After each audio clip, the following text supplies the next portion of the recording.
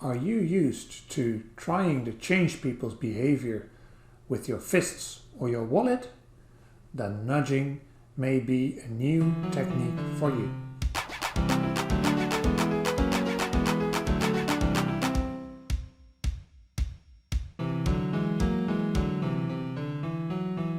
This video is about nudging. We've learned about changing people's behaviors by forcing them through regulation to not choose an option that would otherwise be available. For example, you prohibit smoking in a public space, or by giving people financial incentives to change their behavior, for example, by taxing the use of cigarettes.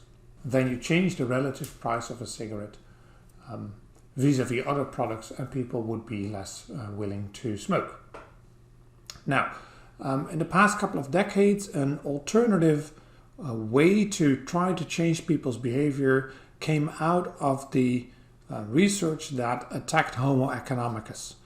So research that showed that there are deficiencies in people's decision making, or at least deviations from the image of mankind that economics holds, and that you can use these deviations to tweak people's behavior. So if you know that people will predictably respond in a particular way to something that is irrational, then you can make them do things that are actually in their own interest, but they wouldn't realize this themselves. A nudge is defined as any aspect of the choice environment, so the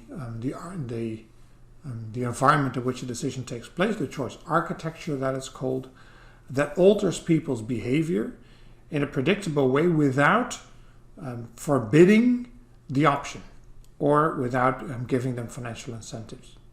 So you change people's behavior not by forbidding them the option through regulation, nor by changing the relative prices through taxes or subsidies. And how do you then change behavior with the use of nudging? Well, first, what we then have to discuss is some of these deviations of Homo economicus, and then secondly, how you can make use of these deviations in making people do what is in their interest. So I will go into these two one after the other, and then thereafter discuss some of the benefits and also the drawbacks of nudging. These are possible reasons why there's room for nudging. And there's room for nudging because people use shortcuts in their decision making. They use heuristics and their decision making is biased, and because of that you can emphasize these shortcuts. Let me give a couple of examples. And perhaps it's nice to do so in the context of a particular industry. Let's take health insurance. Anchoring is when information that you see early on in the decision-making process serves as an anchor. It sets the standard for your further decision-making. For example, if you would think of the health insurance product that you want to buy for next year, you take what you already have, you take the status quo as the starting point. That's a particular form of anchoring, actually, that's called the status quo bias. And it is well imaginable that if people start from a different anchor, then they will assess they will come to a different outcome. The availability bias is another bias in decision making that is particularly relevant in the insurance industry. Think of big catastrophes that happen with a relatively low probability, but then have a major impact and are hence also widely publicized. Think about the health costs that you incur when you get struck by a hurricane or by an earthquake. Now, the probability that you get hit by an earthquake is not that big, at least in most regions of the world. Yet, whenever one happens, it is widely broadcasted on television. It's all over the place in the news. And we see the big impact that this event has. So people, when deciding whether or not to insure against earthquakes, so the health costs that would come from an earthquake, they tend to overestimate the probability that the earthquake happens to them when one has been recently broadcasted in the news. And then because of the availability of these examples, you overestimate the risk that it happens to you, and you are likely to buy too much insurance against this risk. Overconfidence is something that happens a lot. People who overestimate their ability to, for example, recover from an illness. So they may insure their unemployment as caused by, for example, injuries in the workplace. They may insure too little of that because they think that they'll figure out a way to deal with this. So these are just a few, and I've even left out some that are shown on the slide. And these are a few examples of biases in decision making and the heuristics that we humans then apply in these contexts. And these heuristics make sense because they allow us to quickly arrive at a decision rather than having to ponder all the information all the time. Thaler and Sunstein wrote their now famous book Nudge on different possibilities to use heuristics and biases to make people do things that are in their own interest that they would not do without the bias being present. Now let me give some examples of nudging without connecting them directly to all of the biases and heuristics that I've mentioned before.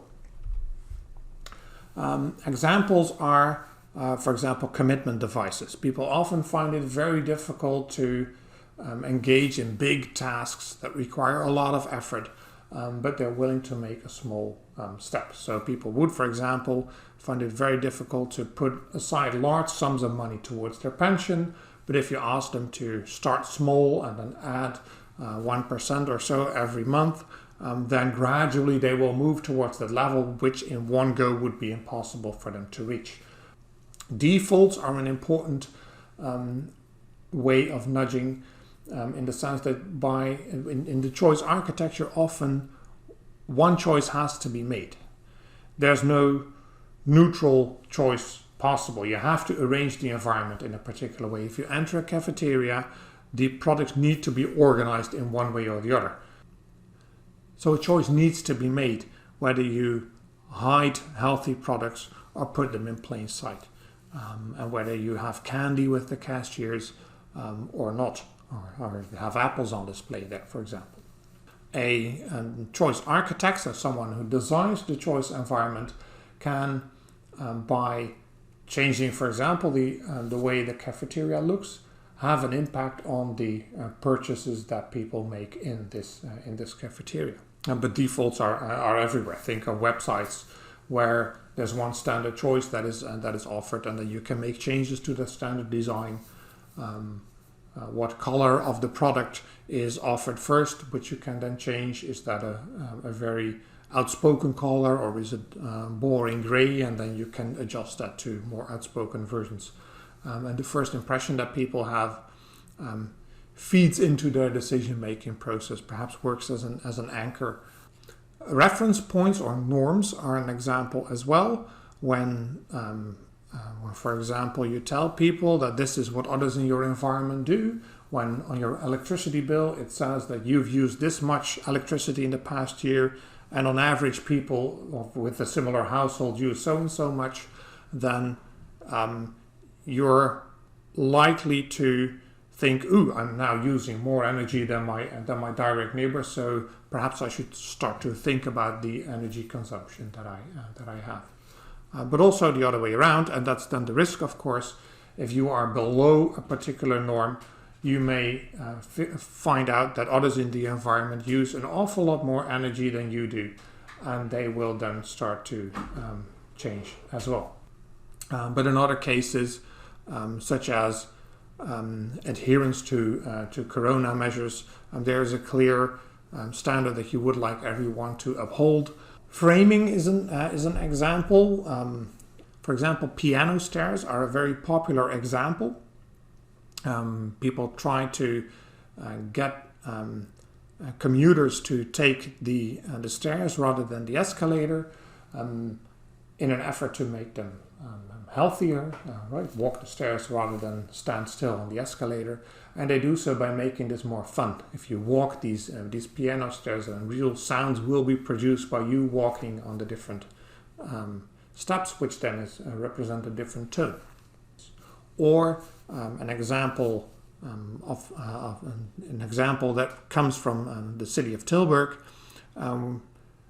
making it appealing to someone's sense of competitiveness when throwing away their garbage. At least that's my interpretation of these oddly looking dustbins. Throwing something at the dustbin, trying to aim right, is way more fun than stopping over and cramming your waste into a traditionally designed dustbin. And finally, accountability, which is kind of the reverse of commitment.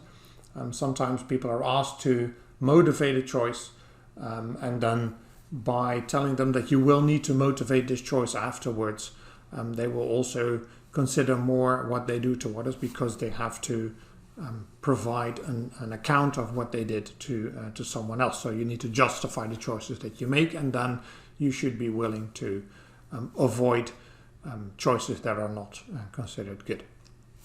So this book, Nudging, by Thaler and Sunstein, it includes an enormous amount of examples of nudges, gentle attempts to push people in their behavior, and to push people's behavior to standards that are considered desirable, without making the alternative option unavailable.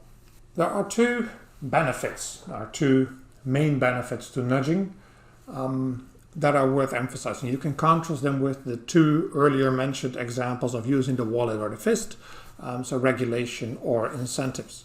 As compared to regulation, nudging involves what is called libertarian paternalism. So you still have an option in mind that you think is better, so you do something which the consumer knows is in his own interest, but he's not him or herself able to do this. So it's paternalism. You decide something for them. You decide what the default is. You decide the design of the architecture in which they make decisions, but it is libertarian in the sense that you still allow them the option to choose differently. You put the healthy products in eyesight, but the unhealthy products remain available. You offer a fun experience with piano stairs, but still commuters could take the escalator. So the alternative is not forbidden, which in regulation would be the case. So in situations where you would like to preserve people's liberty, then nudging are a liberty preserving way to push people gently towards change while still respecting their freedom to make other choices. The second benefit is that it is free, or at least less expensive than economic incentives. The downside of economic incentives is that you waste a lot of money on people who would otherwise take the same decision.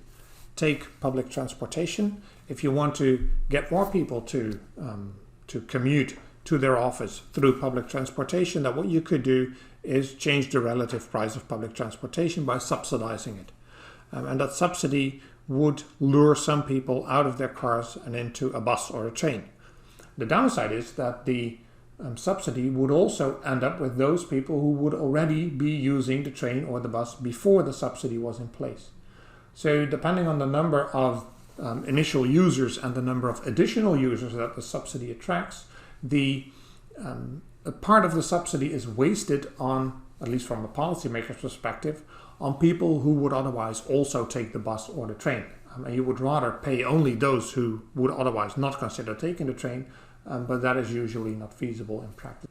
So in contrast to using the wallet, nudging is free, or at least less expensive, and in contrast to using regulation, the beauty of nudging is that it is liberty preserving.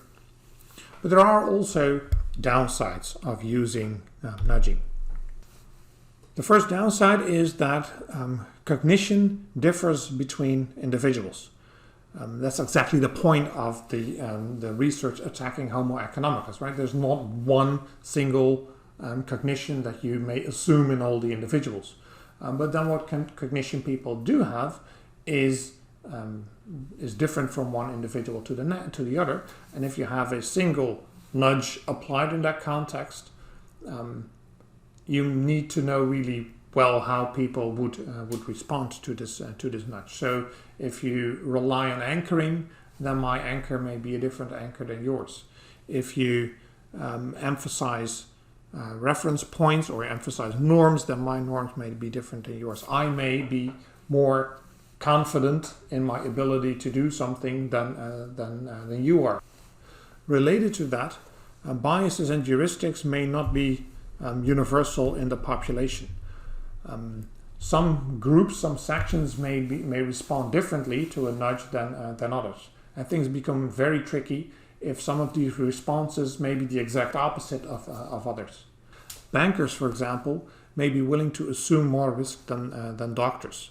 Consequently, if a nudge emphasizes the risk of a particular option or reduces the risk of that option, then it may not have a very strong effect on bankers' willingness to choose that option, but the effect on doctors may be very strong. For example, a couple of years ago, I participated in a research project in which we primed people with death anxiety, so the fear that their lives would end. Now, what we saw is that women in that experiment, at least, try to think about their legacy when primed with death anxiety. So they looked beyond their own self and thought about what they would leave. And in a game theory setting, they started to show very cooperative behavior. Men, in contrast, started to be more competitive, perhaps because they felt that that there was no point in caring for others after they would die anyway. So a single nudge may have an adverse effect on one group as compared to another group. And since there's no neutral design possible, choice architects need to take into account, or at least need to speculate on the effects of their nudging on different subgroups in the population. In contrast to regulation, nudging may be a way to get people to do what you would like them to do without restricting their liberty to choose differently.